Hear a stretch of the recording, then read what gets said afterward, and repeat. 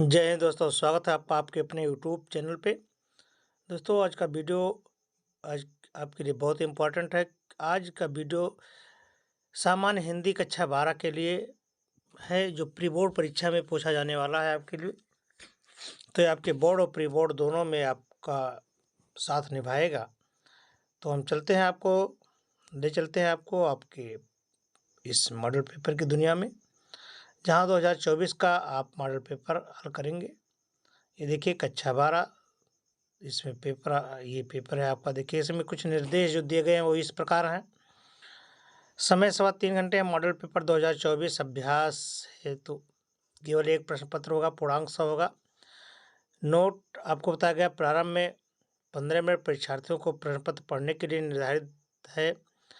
और दूसरा कि संपूर्ण प्रश्न पत्र 2 भागों में का और खा में विभाजित है और सभी प्रश्न करने अनिवार्य हैं। ठीक है, अब खंड का की ओर हम लोग ध्यान देते हैं। खंड का है आपका, ये पहला क्वेश्चन आ गया। इसमें पहला और दूसरा क्वेश्चन ऑब्जेक्टिव है 5-5 नंबर के। तो पहले क्वेश्चन की तरफ हम लोग चलते हैं। लिखा है, आचरण की सभ्यता निबंध के लेखक कौन है? आचरण की सभ्यता निबंध के लेखक हैं, आपको ऑप्शन में दिया गया है। रामचंद्र शुक्ल, महावीर प्रसाद द्विवेदी, अध्यापक पूर्ण सिंह या संपूर्णानंद। तो ये कौन है आपका? ये है अध्यापक पूर्ण सिंह। कौन सही है इसमें? इसमें सही है तीसरा आपका अध्यापक पूर्ण सिंह। अगला क्वेश्चन कह रहा है, हिंदी नई चाल में ढली यह कथन किस लेखक का है? हिंदी नई चाल में ढली यह कथन किस लेखक का है?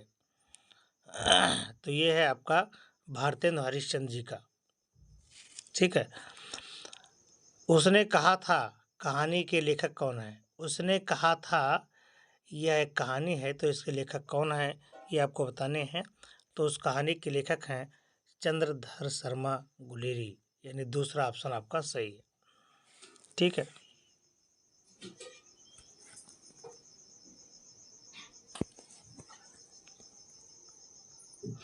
अगला क्वेश्चन है, चिंतामणि निबंध संग्रह के लेखक कौन हैं?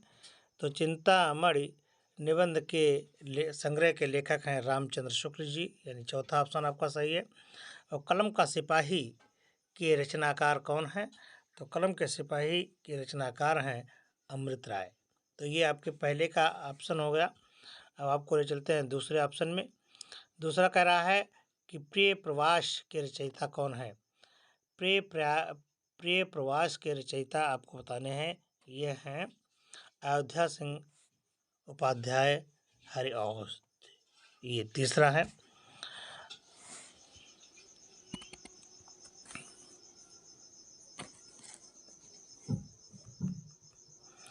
अगला क्वेश्चन कह रहा है कि निम्नलिखित में छायावाद की कवि कौन है?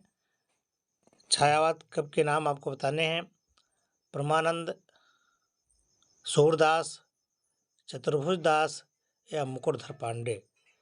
तो ये है आपके मुकुटधर पांडे। चौथा ऑप्शन आपका सही है। निम्नलिखित में से कौन सा कवि छायावाद युग का नहीं है? तो ये है आपके अज्ञेय। ठीक है। अगला है, रश्मिरथी किस कोट की रचना है? तो रश्मिरथी जो है वह है आपकी खंड काव्य की। किसकी? खंड काव्य की है। फिर बादल को घिरते देखा, ये किसकी रचना है? बादल को घिरते देखा, ये रचना है नागार्जुन की। ठीक है। तो इस तरह से आपको आपके विकल्प आपको दिए गए थे, वो इस तरह से हैं। अगला है आपका, 2 प्रश्न हो गए। अब तीसरा प्रश्न देखें क्या है आपका। ये है,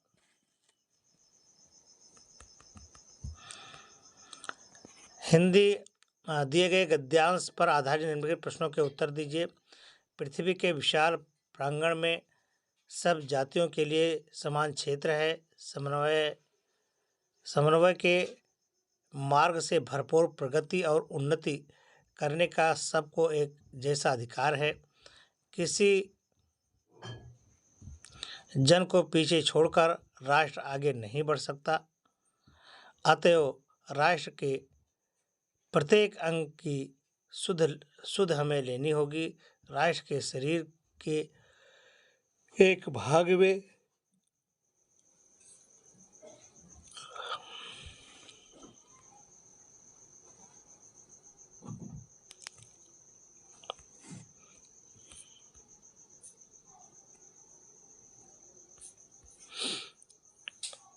अथवा अंधकार और निर्बलता का निवास, तो समग्र राष्ट्र का स्वास्थ्य उतने अंश का समर्थन रहेगा। अब देखिए, ये कह रहा है कि पाठ का शीर्षक का नाम लिखना है। राष्ट्र के प्रत्येक अंग की शुद्ध में हमें क्या लेनी होगी। रेखांकित चित्र की व्याख्या करिए। राष्ट्र किसे पीछे छोड़कर आगे नहीं बढ़ सकता, समन्वय के मार्ग पर क्या प्राप्त हो सकता है, ये आपको देना है। अथवा करके कुछ कहते हैं दुनिया बड़ी भुलक्कड़ है, केवल याद उतना ही याद रखती है जितने कि उनका स्वार्थ सधता है, बाकी सब फेंक कर आगे बढ़ जाते हैं। शायद अशोक से उसका स्वार्थ नहीं सधा, क्यों उसे वह याद रखती है। सारा संसार स्वास्थ्य का अखाड़ा ही होता है। ठीक है, तो देखिए, तो एक एक करके दिया गया है। तो पहले का है,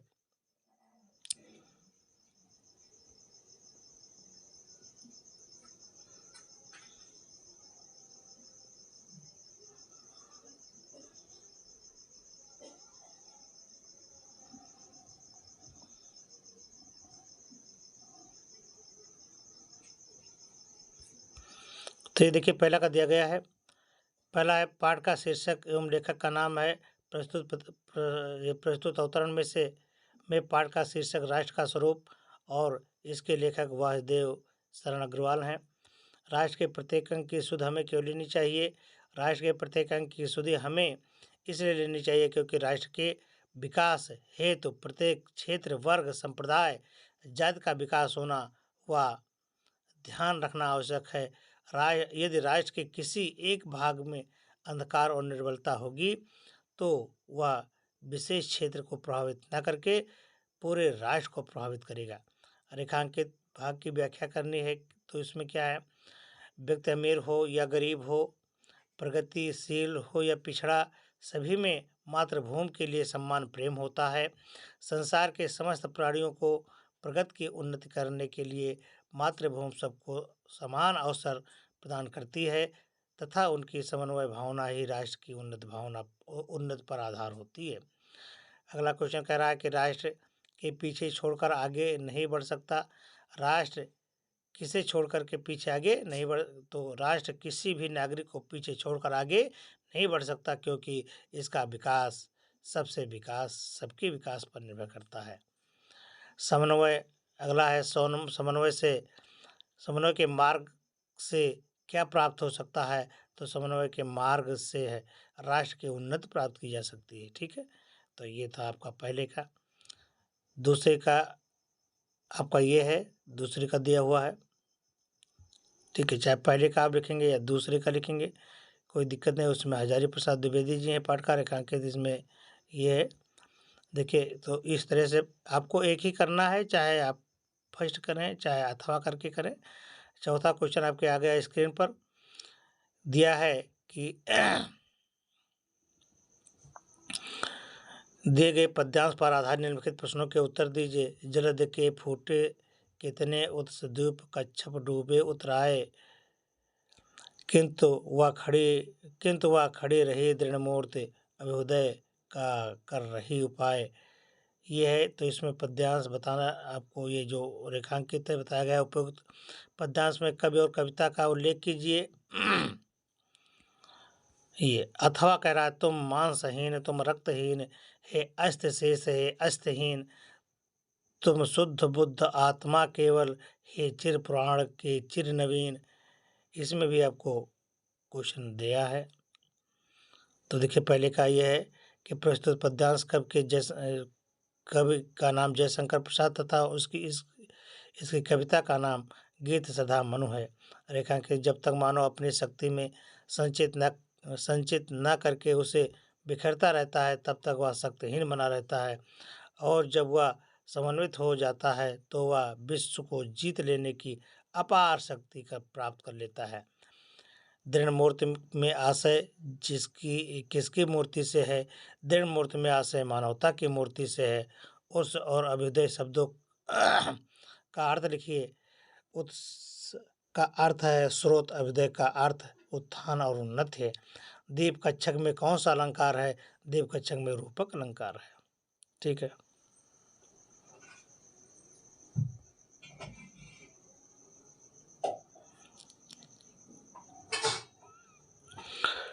अगले का उत्तर ये है आपका।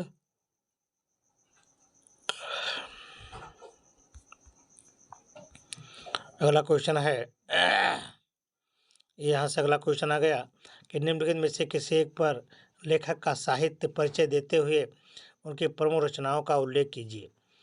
तो का में आपको एक करना है, खा में एक करना है। तो वासुदेव शरण अग्रवाल, हजारी प्रसाद द्विवेदी, APJ अब्दुल कलाम,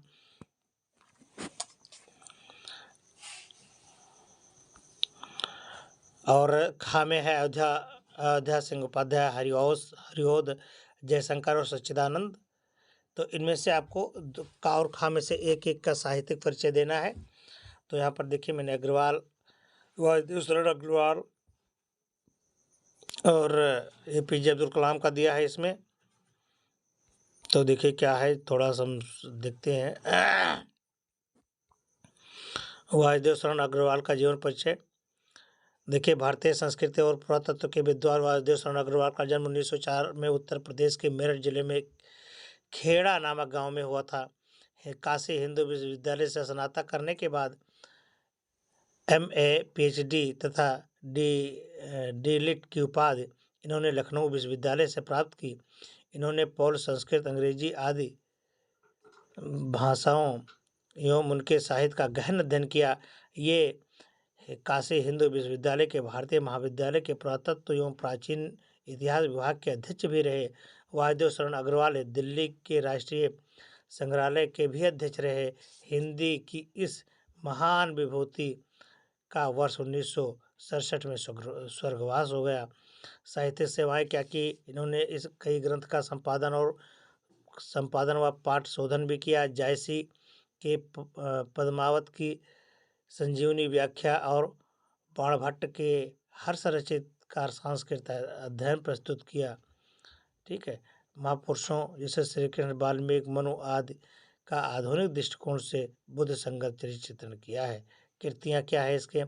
डॉक्टर अग्रवाल ने निबंध रचना, शोध और संपादन के क्षेत्र में महत्वपूर्ण कार्य किया है। उनकी प्रमुख रचनाएं निम्नलिखित हैं। निबंध पृथ्वीपुत्र, कल्पलता, कला की संस्कृति, कल्पवृक्ष, भारत की एकता, माता भूमि, बागधारा आदि। भाषा शैली, अग्रवाल जी ने भाषा शैली में उत्कृष्ट और पांडित्यपूर्ण है। इसकी भाषा शुद्ध तथा परिष्कृत खड़ी बोली है। इन्होंने अपनी भाषा में अनेक प्रकार के देशज शब्दों का प्रयोग किया है। ठीक है। इस तरह से हिंदी साहित्य में स्थान।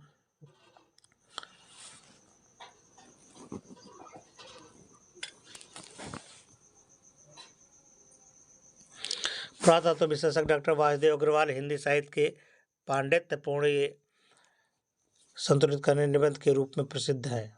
ठीक है। अगला APJ अब्दुल कलाम का, इनका भी देखिए। अब्दुल कलाम जी का, भारत रत्न अब्दुल कलाम अब्दुल पाकिर जैनुलाब्दीन अब्दुल कलाम अर्थात APJ अब्दुल कलाम का जन्म 15 अक्टूबर 1931 को धनुषकोडी गांव, रामेश्वरम, तमिलनाडु में हुआ था। इनके पिता का नाम जैनुलाब्दीन, जो मछुआरों के लिए किराए पर नाव दिया करते थे।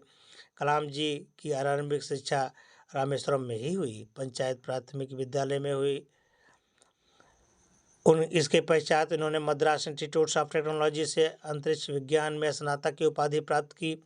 स्नातक होने के पश्चात इन्होंने हावरक्राफ्ट परियोजना पर काम करने के लिए भारतीय रक्षा अनुसंधान एवं विकास संस्थान में प्रवेश किया।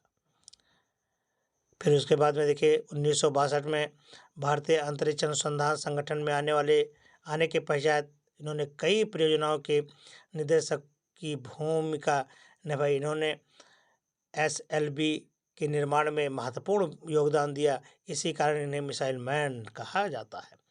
इसरो के निदेशक पद से सेवानिवृत्त होने के पश्चात सन 2002 से 2007 तक भारत के राष्ट्रपति के पद पर भी आसीन रहे। जिसके पश्चात इन्होंने विभिन्न विश्वविद्यालय में विजिटिंग प्रोफेसर के रूप में भी अध्यापन का कार्य किया। अपने अंतिम क्षणों में ये शिलांग के प्रबंधन संस्थान में पढ़ा रहे थे। वहीं पढ़ाते हुए 17 जुलाई 2015 में इनका निधन हो गया, हार्ट अटैक हुआ था। इन्हें विभिन्न विद्यालयों में मानद उपाधि प्राप्त होने के साथ साथ भारत सरकार द्वारा 1981 व 1990 में क्रमशः पद्म विभूषण तथा वर्ष 2057 में भारत रत्न से सम्मानित किया था। साहित्यिक सेवाएं देखिए क्या है इनकी। कलाम जी अपने रचनाओं के द्वारा विद्यार्थियों व युवाओं को जीवन में आगे बढ़ने के लिए प्रेरित किया। इन्होंने अपने विचारों को विभिन्न पुस्तकों में समाहित किया। कृतियाँ इंडिया 2020 ये vision for the new millennium, my journey, United minds, wings of fire, Bharat की आवाज़, टर्निंग पॉइंटेज, हम होंगे कामयाब इत्यादि उन्होंने लिखा है। उसके बाद में देखिए अयोध्या सिंह उपाध्याय, इनका भी देखिए जीवन किस तरह से कलाम जी ने मुख्य रूप, ये देखिए यहाँ से देखिए द्विवेदी जी ने, हरिओम,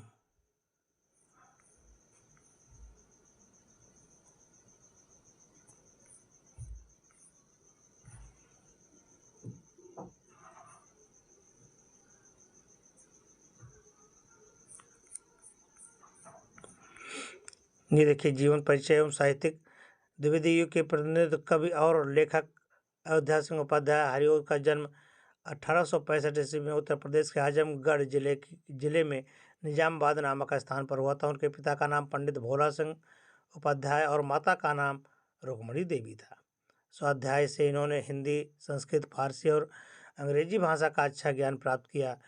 इन्होंने लगभग 20 वर्ष तक कानूनगो के पद पर कार्य किया। इनके जीवन का अध्यापन ही रहा, इसलिए इन्होंने हिंदू काशी विश्वविद्यालय में अवैतनिक रूप से अध्यापन कार्य भी किया। इनकी रचना प्रेवास पर इन्हें हिंदी के सर्वोच्च पुरस्कार मंगल प्रसाद प्रतिशोषिक से सम्मानित किया गया था। साहित्यिक गतिविधियाँ देखिए प्रारंभ में हरिओम जी ब्रज भाषा में काव्य रचना किया करते थे, परंतु बाद में महावीर प्रसाद की प्रेरणा से उन्होंने खड़ी बोली हिंदी में काव्य की रचना की। हरिओम जी काव्य की लोकमंगल का स्वर मिलता है। कृतियाँ देखिए हरिओम जी 15 से अधिक लिखी रचनाओं में 3 रचनाएं विशेष रूप से उल्लेखनीय है। प्रिय भाषा, परिजात और वैदेही वनवास। प्रेवास खड़ी बोली में लिखा गया पहला महाखंड काव्य है, ठीक है, जो 17 सर्गों में विभाजित है। इसमें राधा किरण को सामान्य नायक नायिका के स्तर से उठा करके विश्व सेवी और विश्व प्रेमी के रूप में चित्रित किया है। ये इनकी खंड काव्य विशेषता है। इसके बाद में जयशंकर प्रसाद जी का भी दिया हुआ है, इसको भी आपको पढ़ लेना है। इसमें से एक ही आपको लिखने होंगे एक एक करके, ठीक है। अगला क्वेश्चन आपका है पंचलाइट ध्रुव तारा की कहानी या बहादुर करके लिखना। और 7वां है स्वपठित में से जिस डिस्ट्रिक्ट वाइज ये होता है सिलेबस, जो जिसके सिलेबस में होगा वो उसको लिखना होगा। बहादुर का मैंने यहाँ पर दिया है, ठीक है। ये बहादुर कहानी आपको दिया गया था। अगला क्वेश्चन है आपका खंड का खत्म हो गया। अब देखिए खंड खा। खंड खा में देखिए अब ये संस्कृत में एक पैसेज दिया हुआ है। अभी संस्कृत का आपको संस्कृत में इसका अनुवाद हिंदी में करना है। देखिए, दिए गए संस्कृत गद्यांशों में से एक का संदर्भ सहित अनुवाद आपको करना है हिंदी में। तो देखिए, यह प्रस्तुत गद्यांश हमारी पाठ्यपुस्तक संस्कृत दिग्दर्शिका के संस्कृत भाषाया महत्तम पाठ से उद्धृत है। तत्पश्चात सबका विचार जानने के लिए एक पक्षी ने 3 बार सुनाया। एक पक्षी ने 3 बार सुनाया। तब एक कौवा उठकर बोला, थोड़ा ठहरो, राजाभिषेक के समय इसका ऐसा मुख है तो क्रोधित होने पर भला कैसा होगा। इसे क्रोधित होकर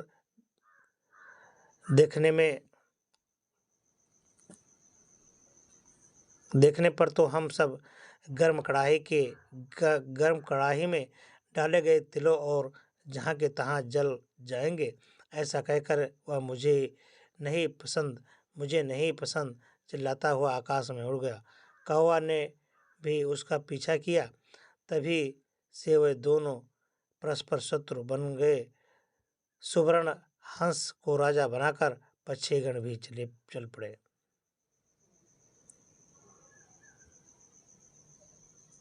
ठीक है, इसमें अथवा करके भी आपको दिया जाएगा। देखिए, ये अथवा है। वज्रादाप कठोरणाय मृदुनि। ये देखिए, जो आपके श्लोक है ये यहाँ पर आपको दिया गया है, ये श्लोक,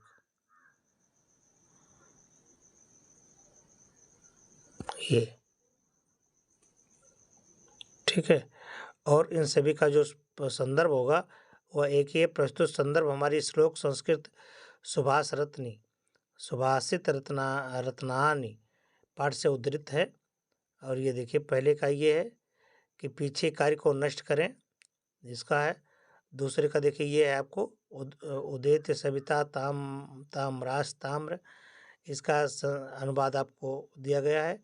8वें श्लोक का देखिए, 9वें श्लोक, यानी इसी श्लोक में से आपको एक न एक दिया जाएगा, तो इसलिए आपको ध्यान में रखना है। ठीक है, अगला क्वेश्चन है आपका, ये देखिए, निम्नलिखित में से एक का आपको अर्थ लिख करके वाक्य में प्रयोग करना है। ठीक है, तो पहला है जले पर नमक छिड़कना, आँख का तारा होना, अपना उल्लू सीधा करना, हवा से बात करना। तो इसमें से आपको एक लिखना है, जैसे आँख का तारा होना, बहुत प्रिय होना, है ना, आँख का तारा होना। अपना उल्लू सीधा करना यानी अपना काम बनाना। तो आप इसको पहले इसका अर्थ लिखेंगे, फिर उसके बाद में आपको एक उदाहरण देखना होगा कि रामू मेरे आँख का एक तारा है, या कोई भी आप अपने भाषा में प्रयोग कर सकते हैं। ठीक है, अगला क्वेश्चन है आपका,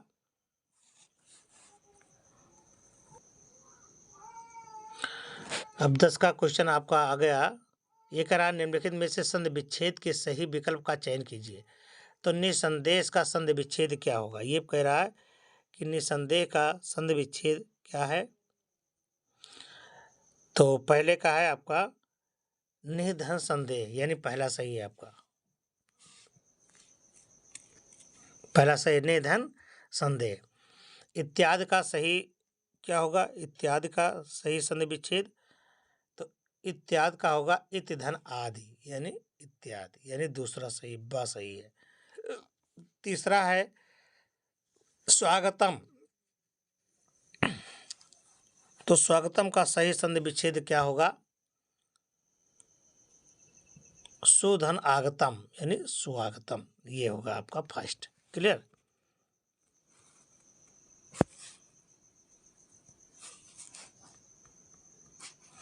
अगला क्वेश्चन खा में दिया गया है, दिए गए शब्दों के शुद्ध विभक्ति और वचन बताइए।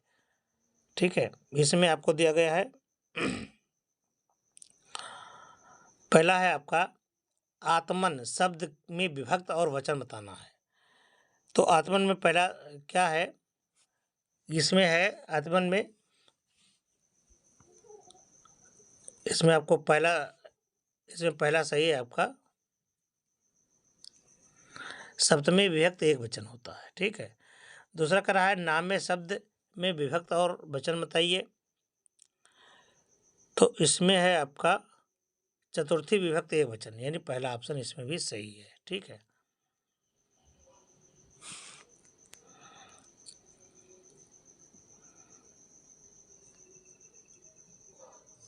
अगला है निम्नलिखित शब्द युग्मों का सही अर्थ चयन कीजिए। अविराम, अविराम। तो अविराम और अविराम, तो अविराम का अर्थ होता है अनवरत और अविराम का अर्थ होता है आकर्षक। तो इसमें सही है आपका सी, अनवरत। अगला है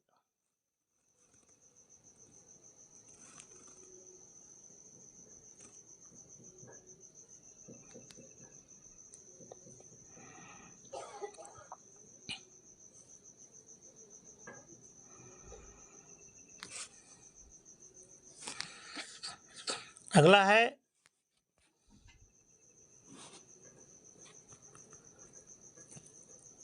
बिहग और बिहंग। तो बिहग और बिहंग जो है वो आपको बताने हैं कि बिहग और बिहंग क्या है, इसमें कौन सही है आपका। तो बिहग और इसमें बिहग यानी पक्षी और बिहंग माने आकाश, यानी इसमें सही है आपका सी। अगला क्वेश्चन कह रहा है निम्नलिखित शब्दों में से एक शब्द के दो अर्थ लिखिए। तो इसमें एक के अधिक अर्थ आपको लिखने हैं। जैसे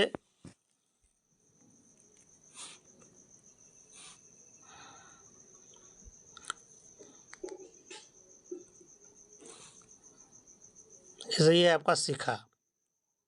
शिखा शब्दों के शिखा देखिए निम्नलिखित शब्दों के किसी एक शब्द के दो सही अर्थ है। तो इसमें शिखा, पूत, पक्ष और कांड, तो ये आपको अभी एक दिया जाएगा, उसमें से देख लेना। और अगला बताया गया है कि निम्नलिखित वाक्यों के लिए एक सही शब्द का चयन कीजिए। ठीक है, तो रास्ता दिखाना, रास्ता दिखाना इसका एक ही शब्द में क्या होगा। तो इसमें है मार्गदर्शक, जो रास्ता दिखाता है उसे क्या कहते हैं, उसे कहते हैं मार्गदर्शक। ये और जिसका कोई अंत ना हो उसको कहते हैं अनंत। क्या कहते हैं, अनंत। जिसका कोई अंत ना हो उसे क्या कहते हैं, अनंत कहते हैं। तो ये आपका ये हो गया। अब देखिए शिखा, पोत, पक्ष और कांड का देखिए यहाँ पर अनेकार्थी शब्द यहाँ पर है। शिखा का है आपका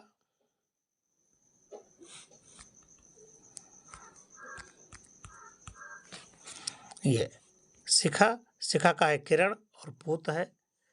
पक्ष का अर्थ है पखवाड़ा या दल है। कांड का अर्थ है भाग या सर्ग है। ठीक है, तो ये है, इस तरह से आपको एक एक अर्थ लिखना है। तो इसमें देखिए कई ठो आपको दिए गए हैं, इसी में से आपको ढूंढ करके जो भी आपको सभी को देख लेना है और एक एक करके जो भी चीज़ आपसे पूछा जाए आपको लिख देना होगा। क्लियर। अगला देखिए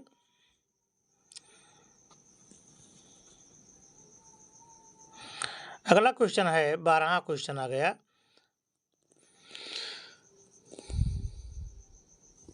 अगला क्वेश्चन है श्रृंगार रस अथवा वात्सल्य का अस्थाई भाव उदाहरण देकर के लिखिए। या यमक अलंकार अथवा रूपक अलंकार क्या है।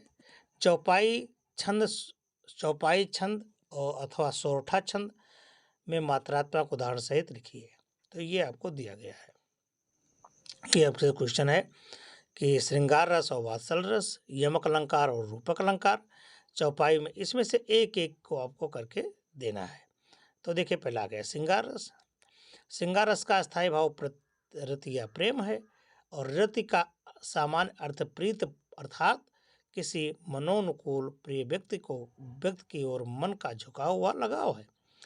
जब नायक नायिका के मन में एक दूसरे के प्रति प्रीति उत्पन्न होकर विभाव अनुभाव संचारी भावों के योग से अस्थायी भाव जागृत हो जाता है तो श्रृंगार रस कहलाता है।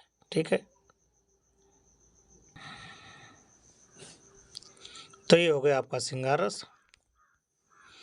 इसमें देखिए भाई अस्थाई भाव रति होता है, आलम्बन नायक नायिका ये होता है। अगला है संयोग रस, ठीक है। मिलन या संयोग की अवस्था में जब नायक नायिका के प्रेम का वर्णन किया जाता है तो संयोग होता है। जैसे दूल्हा श्री रघुनाथ बने, दुल्ही सिय सुंदरी मंदिर माही, गावत गीत सबे मिल सुंदर वेद जुआ जो विप्र पढ़ाही। ये है आपका स्पष्टीकरण। अगला है हास्य रस क्या है। देखिए अब आपको हास्य रस, जब किसी वस्तु की वेशभूषा, वाणी, चेष्टा, आकार आदि में कई विकृति को देख करके सहज हंसी आ जाए तो उसे हास्य रस कहते हैं। अस्थाई भाव इसका हास्य है। आलंबन आपका विकृति वस्तु या व्यक्ति है, ठीक है। इस तरह से होते हैं, ठीक। ये आपको उदाहरण दिए गए हैं।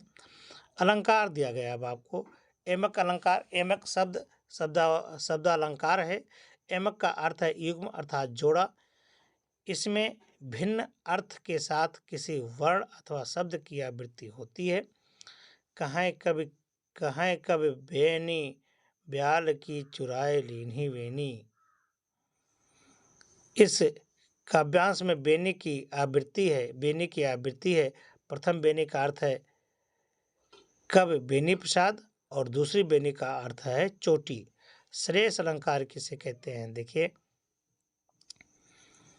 जब कोई शब्द वाक्य में प्रयुक्त होकर दो या दो से अधिक भिन्न भिन्न अर्थ दे तो उसे श्लेष अलंकार कहते हैं। इस अलंकार के अंतर्गत एक शब्द से अधिक अर्थों का बोध कराकर पूरे काव्य के विशिष्ट अर्थ प्रदान करने में सक्षम होता है। सुवर्ण को ढूंढे फिरत कवि व्यभिचारी चोर। इस काव्य पंक्ति में सुवर्ण के कई अर्थ ध्वनित हो रहे हैं। सुवर्ण का अर्थ यहाँ पर कवि, व्यभिचारी और चोर से संबंधित है। कवि सुवर्ण अर्थात सुवर्ण को ढूंढता है, व्यभिचारी सुवर्ण अर्थात गोरी को ढूंढता है और सुवर्ण अर्थात स्वर्ण को ढूंढता है। अब देखिए चौपाई क्या है। परिभाषा, 4 चरण वाले इस सम मात्रिक छंद के प्रत्येक चरण में 16 मात्राएं होती हैं और चरण के अंत में जगण तथा तगड़ अथवा तगड़ नहीं होता। प्रथम तथा द्वितीय चरणों में तुक समान होते हैं जैसे ये। अगला है कुंडलियां। यह विषम मात्रिक और संयुक्त छंद है। इस छंद का निर्माण दोहा और रोला के संयोग से होता है। इसमें 6 चरण होते हैं। आरंभ में दोहा के पश्चात में 2 छंद रोला के होते हैं। इसके प्रत्येक चरण में 24 मात्राएं होती हैं। ये दोहा किसे कहते हैं। दोहा अर्धसम मात्रिक छंद है। इस छंद के प्रथम और तृतीय चरण में 13 तथा द्वितीय और चतुर्थ में 11 मात्राएं हैं। सम चरणों में अंत में गुरु लघु होते हैं, ठीक है। ये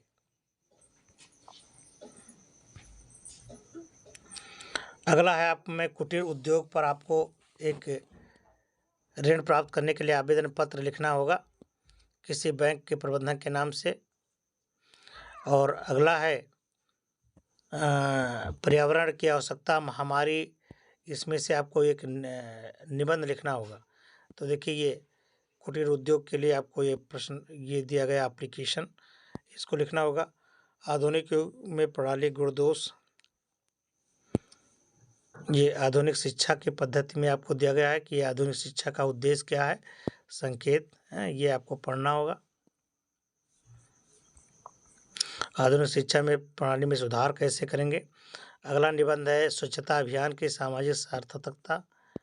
ये स्वच्छता से तात्पर्य, ठीक है, साफ सफाई, मन चंगा तो कटौती में गंगा, इसका उपसंहार क्या है ये, ठीक है।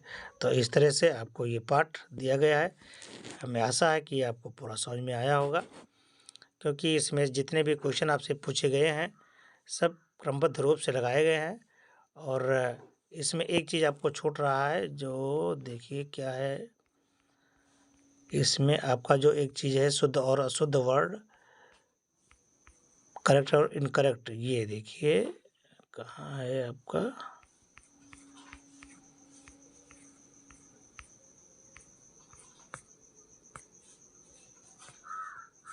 ये देखिए, ये आपको देखना, देखिए छूट गया था, इसको आपको फिर से देख लिए। ये 2023 में पूछा गया है। इतने शुद्ध और अशुद्ध वाक्य आपसे पूछा गया था, शुद्ध करना है। श्याम और मोहन बात कर रहे हैं, तो बात नहीं कर रहे हैं, बातें कर रहे हैं। श्याम और मोहन बातें कर रहे हैं। प्रधानाचार्य जी ने हस्ताक्षर कर दिए हैं, प्रधानाचार्य ने हस्ताक्षर कर दिए हैं। अशुद्ध है, मैं गृह कार्य कर लिया हूँ, मैंने गृह कार्य कर लिया है। ठीक है। अशुद्ध है, चंद्रमा आकाश में निकलता है, आकाश में चंद्रमा निकलता है। अशुद्ध है, व्यक्ति और समाज का घोर संबंध है, व्यक्ति और समाज का घनिष्ठ संबंध है। बेटी तो पराया धन है, बेटी तो पराया धन है। इस तरह से आपको अशुद्ध वाक्य को आपको शुद्ध करने होंगे। ठीक है। अब इसी के साथ ये हमारा संपूर्ण वीडियो खत्म होता है। हम फिर मिलते हैं आपको एक अगले वीडियो में। तब तक के लिए नमस्कार, जय हिंद।